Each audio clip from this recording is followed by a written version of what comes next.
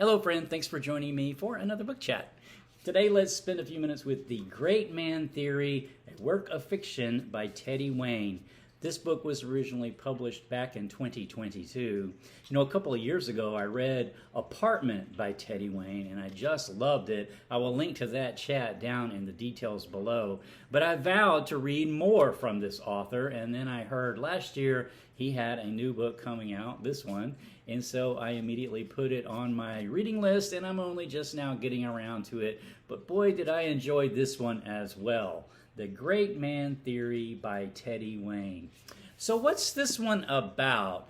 First of all, I should say no spoilers. This will be a no spoiler chat, so don't worry about that. I won't divulge anything that I think would detract from a first-time reader's experience with this book. But what is this one about? So our main character here is Paul. Paul is a 40-something divorced man with an 11-year-old daughter, and as the novel opens, he is working as an adjunct professor of writing at a college in New York City. He's definitely a man of convictions. He has opinions about almost everything in the world. He is working on his own book called The Luddite Manifesto.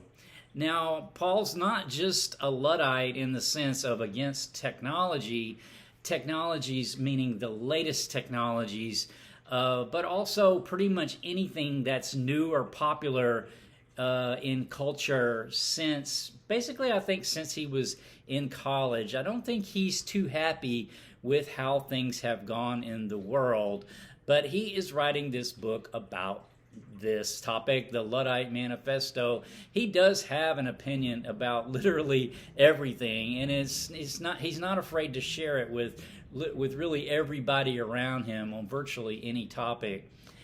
But it's this kind of criticism that he has over almost anything that people find really, irritating. And you know this type of person, right? It's that there isn't anything written that's worthwhile lately. There's no good books anymore. There's no good TV anymore. There's no good movies anymore. There's no good music anymore.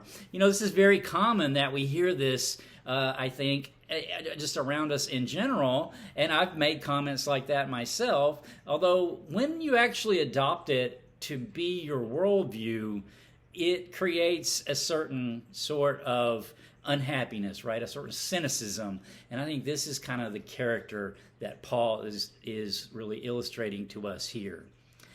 There is a quote here that I think sort of illustrates this from the book, and it says, "Massive cultural artifacts had passed him by.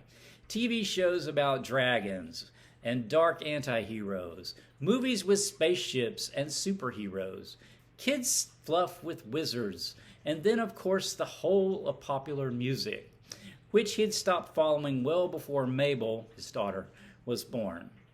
It was all aimed at 13-year-old boys, but the rest of the country had come to embrace these adolescent spectacles about post-9/11 American exceptionalism, disavowals of collective action, and on ensuring over-reliance on saviors, on a great man to rescue us." And so the great man to rescue us, the great man theory, it's actually from Thomas Carlyle, I guess wrote this in like 1840, who said, "The history of what man has accomplished in this world is at bottom the history of the great men who have worked here." So it's the theory that it's the great individuals who push society forward, not any sort of collective action or nothing that the average person does. It is the great man theory. And I think Paul here really thinks of himself, ultimately, he definitely comes to think of himself, I think, by the time we reach the end of this book, as the great man that's going to save civilization. So he's certainly filled with righteousness in this book, and he feels called upon to call out, people and things that he finds objectionable, which is almost everything. There's this interchange with his ex-wife when he finds out that she's let her daughter have an iPad. And the ex-wife says, "It's not a phone. I monitor her usage. We put parental controls on it. We take it away before she goes to bed, and at least I can see her using it. If you go on one of your crazy rants every time, she's just going to rebel. Then Paul says, they're not crazy rants. They're well-reasoned arguments that are informed by numerous studies. Maybe she had a point, though, about the potential for rebellion. So, there's some truth to almost everything Paul believes. There probably are numerous studies that iPads can be harmful, but they can also be a benefit, right? So, but he's not seeing that. He just rants.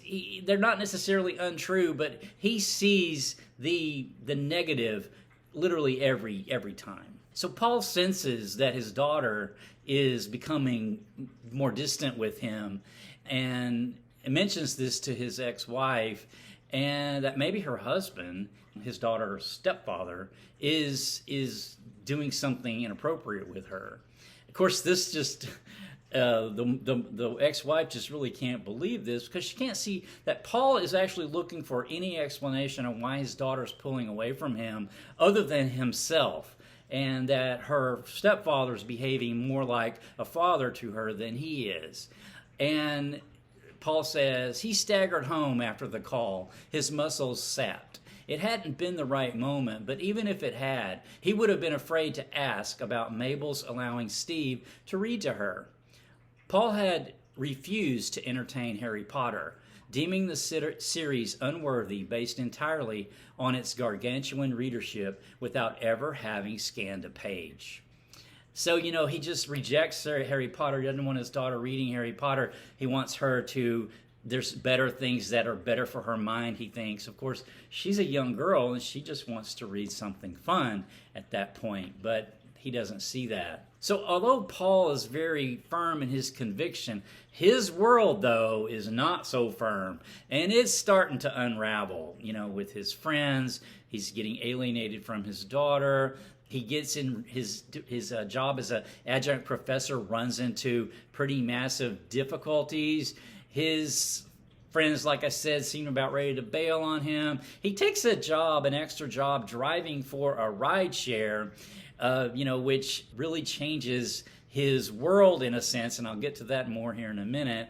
But he moves in with his mom to save money, and he has this real intention on focusing on the Luddite Manifesto, finishing his book. That's supposed to be the book that's going to change everything, he thinks. But things take a turn when he meets a person while working on his ride share. The woman he gives a ride to works at a conservative news station, and Paul hatches this crazy plot to get in with her as her boyfriend or whatever, but then use that to actually gain access to the news network, where he thinks he will then get a national audience to speak about his righteous cause, the Luddite Manifesto, and other things. And thereby he would become the great man and change everything. So that's basically, I won't give away exactly what all happens around that, because that does provide some drama in the book as that unfolds. But just some thoughts. So Paul, for all of his righteous anger at the world, is a very likable character to me.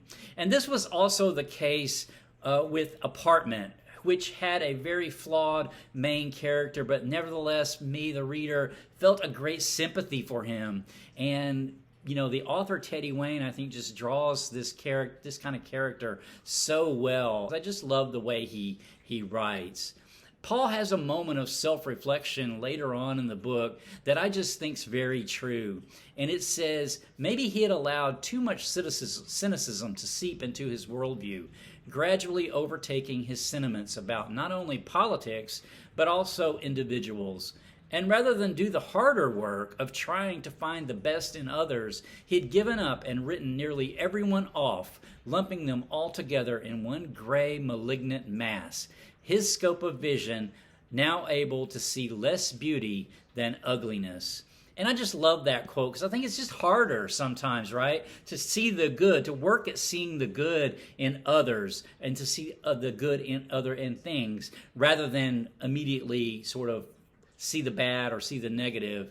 And I think that's where Paul really goes wrong in this book. Is really he gets enmeshed in that worldview of seeing the bad in everything. There is a scene at a dinner party where the subject turns to politics, and it doesn't go all that well for Paul, but this is sort of a case in point here.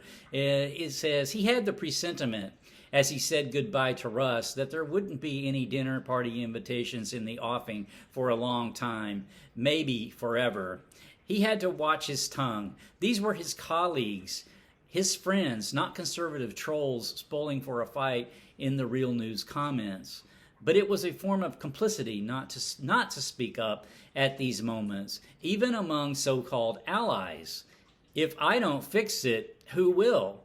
So, he thinks he's this knight with the truth that is, he's in the right. He sees things clearly. Everyone else is being shallow or being manipulated somehow by greater forces. Only he possesses the right way, and he's going to point that out to everybody at every chance he gets because he's doing the good work. And I think that kind of approach is not very helpful. Maybe it's better if we just try to be the best me that I can be, right? And live that way instead of putting all of my energy into the outrage of the actions of others and to the situation in the world around me.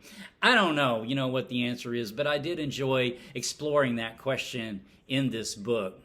So as I mentioned, I will be reading more Teddy Wayne because I just think he draws this kind of character really well, trying to grapple with these kinds of questions. And so I have some more. I've got Loner is the next one I'm going to read, and I have purchased that book already, so it's to be read here in the months to come, so stay tuned for that. However, my next chat is going to be a murder mystery set among Jane Austen characters.